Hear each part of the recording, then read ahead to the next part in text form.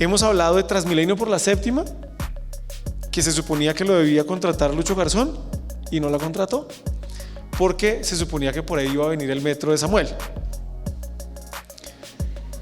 Pero entonces nos hablaron que no, que ese metro, ese Transmilenio pesado no, porque es que entonces hagamos un Transmilenio ligero. Tampoco. Pero entonces dijeron no, la línea verde, que eso fue una cosa de Clara López con la fundación, creo que era Clinton, una cosa así, y entonces la línea verde, y entonces eran unas maquetas divinas. Tampoco. Pero entonces luego nos hablaron en la administración Petro del tranvía, ¿cierto? Pero ese tranvía no tenía estudios, ¿cierto? Simplemente a él se le ocurrió que el tranvía podía ser chévere por la séptima y tampoco pasó. Pero entonces llegó Peñalosa y dijo no, Transmilenio por la séptima.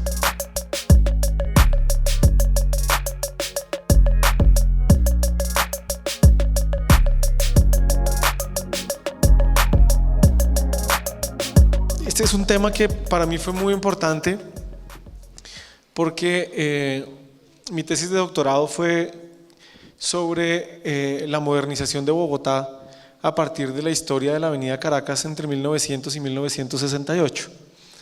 Y en ese recorrido pues logré una de mis preocupaciones era qué había pasado en ese momento con el tema del transporte. No era el centro, pero siempre estuvo ahí presente.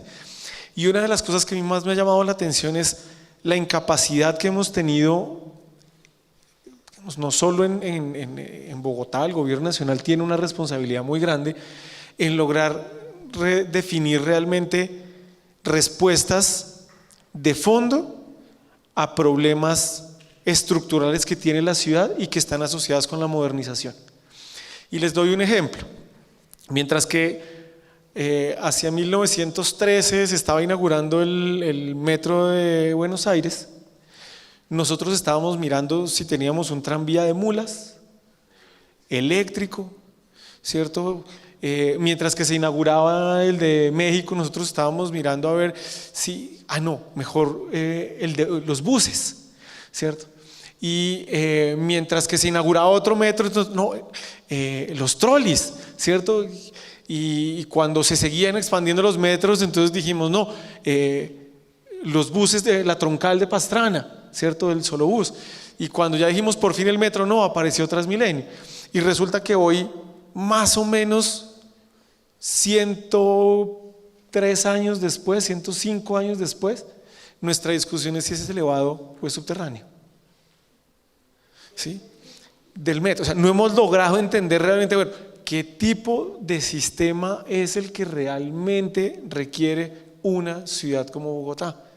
Necesitamos uno, necesitamos varios, ¿sí? Y entonces se habla de la multimodalidad, y entonces la multimodalidad ha servido de un montón de debates, pero resulta que esa multimodalidad es más porque yo ciudadano la encuentro que porque el Estado me la ofrezca. Entonces yo aquí he tenido un problema, y es una pelea que he tenido con la administración pasada y con esta administración, y es que dicen, no, es que tenemos un déficit en el SITP, y por eso entonces pues, nos va a tocar subir tarifa, pero es que además no sabemos qué hacer, esto está muy complicado. Y entonces uno va y mira las estaciones de Transmilenio y sale y hay taxi colectivo, busetica, carrito blanco, bici taxi, de todo para recoger a la gente y llevarlo hasta el corazón de los barrios. Y entonces uno dice, venga, y entonces no es usted el que está preocupado porque no tiene pasajeros. Los pasajeros estamos listos, pero la oferta que usted nos está dando no está. Entonces ahí tenemos un gravísimo problema que no hemos logrado definir. Y eso está conectado con uno de los temas más taquilleros que hay hoy, que es el de, además del metro, la séptima. ¿Qué tema? Porque es que además toda la discusión es ¿qué vamos a hacer en la séptima? Pero es que, ojo, ¿cuál séptima? Porque tenemos una séptima al sur, una séptima al centro, y una séptima al norte, y una séptima al extremo norte. ¿De qué séptima hablamos? Y entonces uno dice, no, pues la séptima. Bueno, listo, entonces ¿qué hacemos con la séptima? No, lo que pasa es que en el extremo norte vive una gente que necesita llegar al centro muy rápido. Y uno dice, pucha, de una, ¿cierto? O sea, yo soy partidario. Pero miren que esto no es una simple discusión que está dándose hoy con Peñalosa, ¿cierto?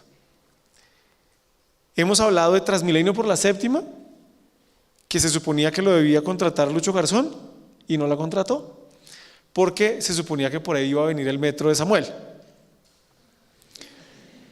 Pero entonces nos hablaron que no, que ese metro, ese Transmilenio pesado no, porque es que entonces hagamos un Transmilenio ligero. Tampoco. Pero entonces dijeron no, la línea verde, que eso fue una cosa de Clara López con la fundación, creo que era Clinton, una cosa así, y entonces la línea verde, y entonces eran unas maquetas divinas, tampoco. Pero entonces luego nos hablaron en la administración Petro del tranvía, ¿cierto? Pero ese tranvía no tenía estudios, ¿cierto? Simplemente a él se le ocurrió que el tranvía podía ser chévere por la séptima y tampoco pasó. Pero entonces llegó Peñalosa y dijo no, Transmilenio por la séptima.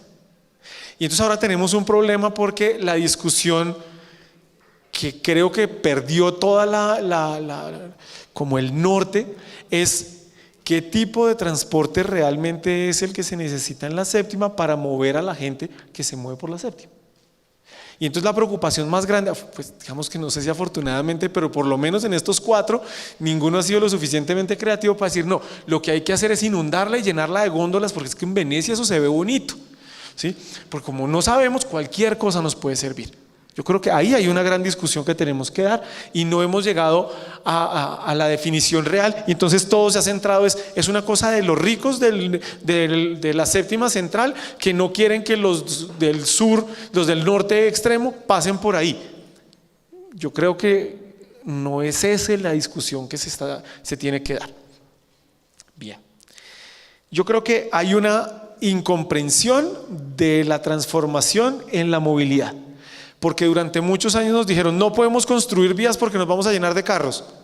No construyeron vías, pero nos llenamos de carros, ¿cierto? Y eso, lo más sorprendente es que se han comprado carros y motos en una cantidad alarmante cuando precisamente se han ofrecido alternativas como la bicicleta, los andenes, Transmilenio, el SITP, todo. Y la gente prefiere hoy montarse en un carro, no importa cuánto tiempo se demore, pero va más tranquilo, más seguro, más cómodo. Y eso no se ha logrado entender. Si yo no logro entender como ciudad qué es lo que está, las expectativas de la gente, es muy difícil que yo logre desarrollar proyectos que tengan aceptación y que respondan realmente a los desafíos que tenemos como ciudad. Y entonces nos dicen, no, todos al transporte público. Listo, ¿a cuál? ¿Cierto? O sea, pregúntenle a cualquier persona que se mueva en carro o en moto, venga, ¿usted se baja de la moto y del carro y se mueve en Transmilenio? Y muy seguramente le va a decir que no. O sea, yo, como lo decía en mi Twitter, yo soy usuario de Transmilenio frecuente, pero desde que estoy trabajando en otro lugar y puedo llegar en bicicleta o en patineta, ustedes no saben lo feliz que soy. Y eso que me he movido porque prefiero ir rápido que cómodo. Así me abracen, me respiren en la nariz, no importa, ¿cierto? Yo llego rápido, pero el cambio en calidad de vida es impresionante. Y entonces nos presentan como, según la encuesta de Bogotá, ¿cómo vamos? El 13% de los bogotanos está satisfecho con Transmilenio. Paja, el 87% está descontento con el servicio Transmilenio. Si yo veo la dimensión del problema, yo tomo cartas en el asunto. Pero si yo sigo viéndolo desde el lado positivo y dorando la píldora, pues siento que como a Transmilenio lo copian en muchos lugares del mundo, es un buen sistema, ¿sí? Que es como nos lo venden. Pero yo creo que los que lo compran no se montan en hora pico y no saben lo difícil que es. 4, aquí tocó correr, pero es que estaba bueno el tema. Yo creo que la movilidad cambió, la tecnología llegó, desafortunadamente no hay desde el gobierno nacional y desde el gobierno distrital una actitud abierta para involucrar la tecnología y resolver una serie de problemas que se pueden prever, y simplemente lo que va a pasar es que cuando nos demos cuenta del papel que tiene la tecnología, estamos mirando como el bicitaxi hoy, vamos a reglamentar el bicitaxi, es que ya no hay bicitaxi, ahora es bici, moto, taxi, porque todos tienen motor quiten el motor. ¿Cuántos de ellos van a decir, ay, si no, yo prefiero pedalear? ¿Sí? Estamos llegando tarde a la solución. El usuario del transporte público no es importante. ¿Sí? Hay una visión equivocada desde donde se toman las decisiones, y yo sí creo que un usuario maltratado en transporte público es comprador potencial de carro y de moto, con lo cual la movilidad va a seguir empeorando. Y si comparamos las tasas de motorización de Bogotá y de Colombia con los países de la región, nos damos cuenta que estamos casi al 50%, lo que quiere decir que van a llegar más carros y más motos. ¿Sí? Ahí hay un problema que tenemos.